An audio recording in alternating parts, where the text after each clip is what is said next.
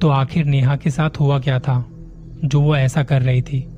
उसमें इतने बदलाव क्यों हो रहे थे?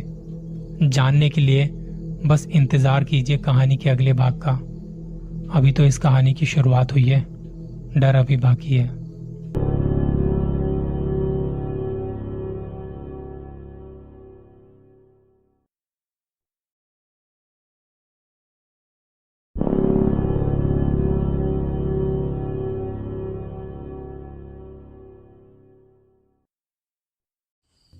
कहानी को ठीक वहीं से शुरू करते हैं जहां इसका पहला भाग खत्म हुआ था। मैं अच्छी तरह से जानता था कि नेहा बीमार नहीं थी। उसे एक अलग ही तरह का बुखार है। वो जरूर कल रात भी बाहर गई होगी, वहां से कुछ मांस वगैरह खाकर घर के अंदर आ गई होगी। नेहा रात भर बेहोश थी। डॉक्टर ने घर आकर उसको चेक किया तो उसे बुखार नहीं था और उसका ब्लड प्रेशर भी नॉर्मल था। तो डॉक्टर ने कुछ सामान्य सी दवाइयां दी और आराम करने के लिए कहा। मैंने पिताजी को समझाने की कोशिश की कि नेहा बीमार नहीं है, उसे जैसे किसी चीज ने डस लिया हो, कोई भूत पिशाच वगैरह उसके पीछे लग गया है। पर वो मेरी बात को मान ही नहीं रहे थे। उन्होंने मेरे हाथ में कुछ पैसे थमाते हुए कहा कि अगले दिन सुबह वो वापस काम पर जाने वाले हैं, तो घर का सारा ख्याल फिर से मुझे ही रखना था। और उस रात भी हम सब एक कमरे में ही सोए थे, बस नेहा दूसरे कमरे में खाट पर सो रही थी। रात के करीब 2 बज रहे होंगे कि बर्तनों की आवाज सुन हम सबकी नींद खुल गई। हमने उठकर देखा तो पूरे घर में एक अजीब सी बदबू फैल चुकी थी। वो किसी सड़े हुए मांस की बदबू की तरह थी। माँ उठकर यहाँ वहां देखने लगी। पिताजी भी जाग गए थे। उन्होंने नेहा के कमरे में जाकर देखा तो वो वहां नहीं थी। मैं समझ गया था कि जरूर कुछ गड़बड़ है। माँ ने लाइट चालू करनी चाहिए, पर लाइट भी चली गई थी। हमारे यहाँ लाइट जाना बहुत आम बात थी। माँ ने अपने तकिए के पास रखी मोमबत्ती और माचिस निकाली।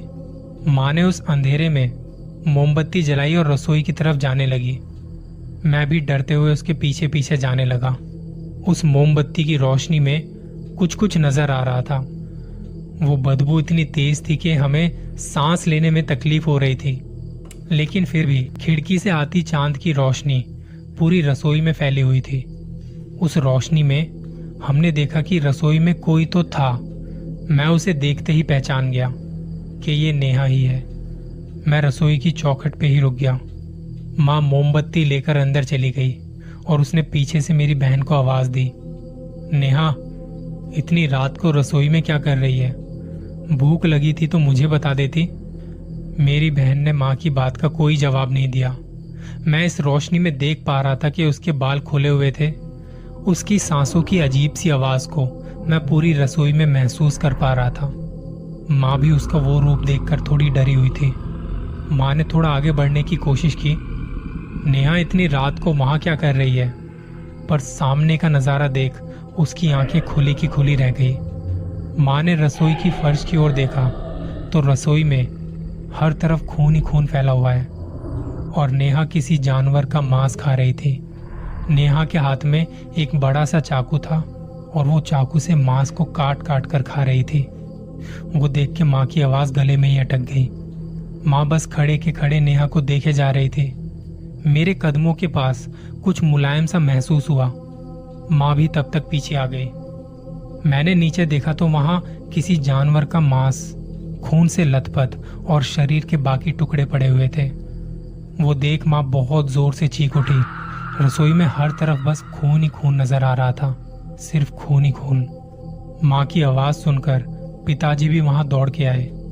पिताजी आगे बढ़कर नेहा को रोकना चाहते तो थे, पर तभी नेहा ने बिना कुछ देखे चाकू उनकी तरफ कर दिया और इशारे से उन्हें अपनी जगह पर रुकने को कहा। वो नजारा देखकर पिताजी भी समझ गए कि वहां क्या हुआ है। उन्होंने किसी तरह माँ को रसोई से बाहर निकाला। नेहा का भयानक रूप देखकर वो भी डर गए थे और तभी मैंने वो भयानक आवाज, वो डरावनी आवाज सुनी, मुझे बहुत भूख लगी है, मुझे मांस चाहिए। माँ, मैं और पिताजी हम सब नेहा की हालत देख रहे थे। कि तभी नेहा अचानक से सब कुछ वहीं छोड़कर अपने कमरे में चली गई, एकदम शांत और दबे कदमों के साथ, जैसे उसे कुछ पता ही ना हो कि वहां क्या हुआ है। वो हमारे बिल्कुल सामने से निकल गई, पर उसने एक नजर हमारी तरफ देखा तक नहीं। पिताजी ने जाकर नेहा के कमरे को बाहर से बंद कर दिया। माँ कुछ बोलने की कोशिश तो कर रही थी, लेकिन माँ के गले में आवाज जैसे अटक सी गई हो, आवाज निकली ही नहीं। माँ ने बस इशारा करते हुए खिड़की के बाहर देखने को कहा। तब पिताजी ने खिड़की की ओर देखा और वहां देखकर वो भी डर के मारे कांपने लगे। खिड़की के बाहर कोई परछाई थी जो घर के अंदर झांक कर देख रही थी। माँ अब डर के मारे रोने लगी। मुझे तो कुछ समझ ही नहीं आ रहा था कि मुझे क्या करना है। उन्होंने माँ और मुझे एक कमरे में रुकने को कहा और उन्होंने अकेले ही सब कमरों को साफ किया। पूरे घर में धूप अगरबत्ती जलाई और रात भर वो भगवान की पूजा करने लगे। पूजा करते करते सुबह हो गई। पिताजी ने नेहा के कमरे का दरवाजा खोलकर देखा। नेहा अभी भी गहरी नींद में थी। तभी एक पड़ोसी ने माँ को जोर जोर से पुकारते हुए बाहर आने को कहा। पिताजी और माँ हम सब बाहर चले गए। वहां जाकर देखा तो घर के आंगन में कई सारे कौवे मरे पड़े थे, कुछ तो अभी भी तड़प रहे थे। पिताजी ने मुझे तुरंत उनके एक दोस्त को घर बुलाकर लाने को कहा। उनके वो दोस्त भूत पिशाच के बारे में जानते थे। मैं पास के गांव जब उनके घर गया तब वो घर पर नहीं थे, तो मैं वहीं उनके घर वालों को अपने घर की सारी बातें बताकर वापस आ गया। और मेरे घर आने के कुछ ही मिनट में वो भी आ गए। दिखने में वो साधारण सा आदमी था, कोई साधु या बाबा जैसे वेश में नहीं था। कुर्ता पजामा और सर पर पगड़ी। घर के अंदर आते ही उन्होंने एक अजीब सी चीज को महसूस किया। नेहा को हमने खाट से बांध रखा था और वो अपने आप को छुड़ाने के लिए छटपटा रही थी। नेहा का पूरा रूप बदल गया था। हमारी मासूम सी नेहा अब किसी भयानक डरावनी शक्ति के रूप में बदल चुकी थी। शरीर पर झुर्रियां ही झुर्रियां नजर आ रही थी, तो आंखें किसी बूढ़े इंसान की तरह अंदर चली गई थी। चेहरा सफेद पड़ चुका था। उसकी वो हालत देख मुझे बहुत डर लग रहा था और बहुत बुरा भी लग रहा था। उस आदमी ने घर के अंदर आते ही अपनी जेब से एक थैला निकाला और उसमें रखी भस्म निकालकर नेहा के चारों तरफ एक गोल आकार बनाया और वहीं सामने एक गोल आकार बनाकर उसके बीचों बीच में एक नींबू रख दिया। उसके बाद वो हमारे पास आए। अपनी दूसरी जेब से कुछ भस्म निकालकर उन्होंने उसे हम सबके माथे पर लगाया और वो आदमी नेहा के आगे दूसरे घेरे में जाकर बैठ गया। पास से एक छड़ी ली और उसे जमीन पर मारने लगा कि तभी नेहा हलचल करने लगी और वो नींबू भी अपना रंग बदलने लगा। नेहा पालती मारकर बैठी हुई थी। बाल चेहरे पर आ चुके थे और उससे पूरा चेहरा ढका हुआ था और वो बस ये आवाज किए जा रही थी। उस आदमी ने छड़ी को जमीन पर मारते मारते नेहा की ओर उठाया कि तभी उसने अपनी खून भरी नजर उस आदमी की तरफ रोक दी। तभी उस आदमी ने कुछ मंत्र वगैरह पढ़ने शुरू किए और फिर नेहा जोर जोर से चीखने चिल्लाने लगी। लेकिन वो चीखने की आवाज नेहा की नहीं थी, वो आवाज किसी आदमी की थी। वो जैसे चीखने लगती नींबू का रंग अपने आप बदल जाता था। नेहा की हालत देखकर माँ भी रोने लगी। पिताजी माँ को बाहर के कमरे में लेकर चले गए। मैं भी वो सब देख बहुत डरा हुआ था, लेकिन फिर भी मैं वो सब कुछ देखना चाहता था। उस आदमी ने फिर से कुछ भस्म जैसा निकाला और नेहा के माथे पर लगाया। नेहा झट से पीछे हट गई। उसकी आंखों में अब पहले से ज्यादा खून उतर चुका था।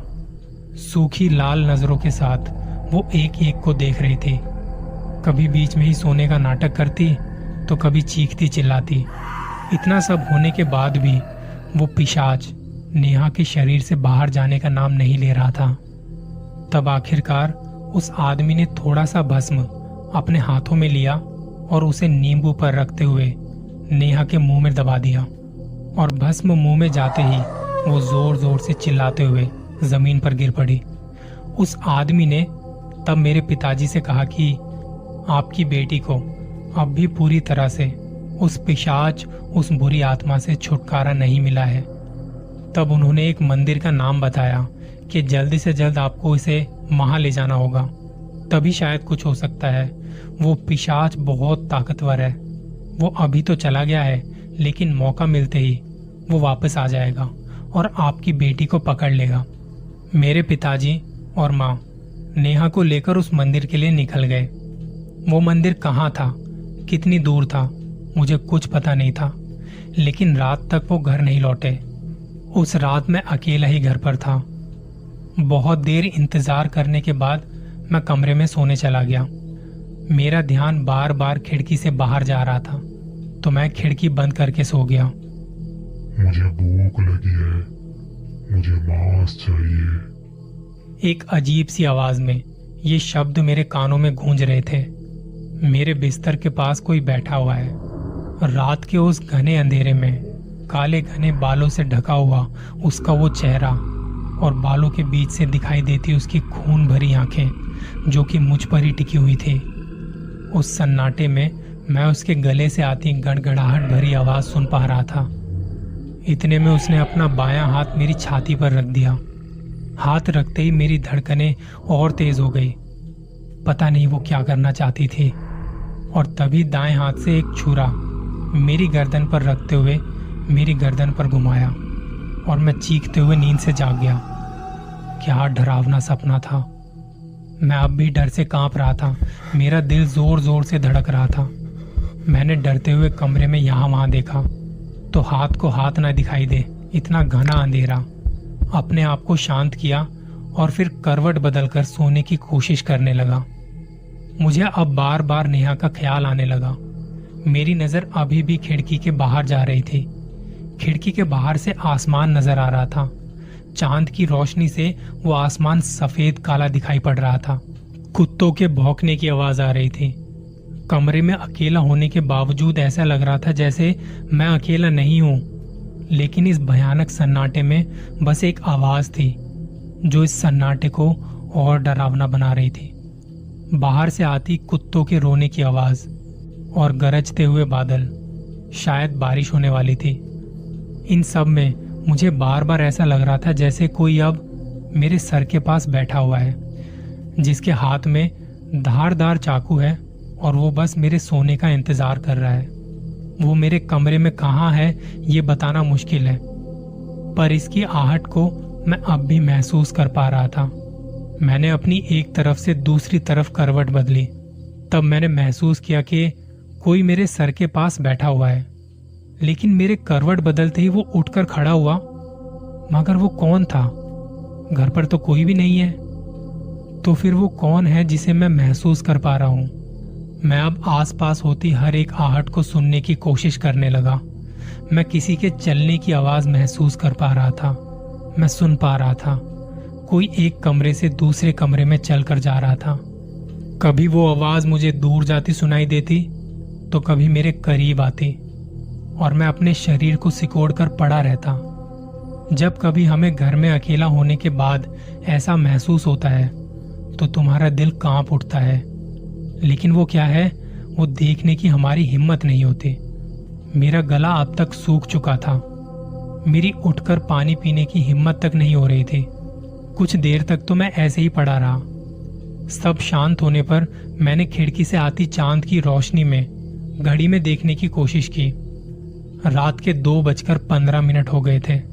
अब तक हमने जो भी अजीब देखा था या महसूस किया था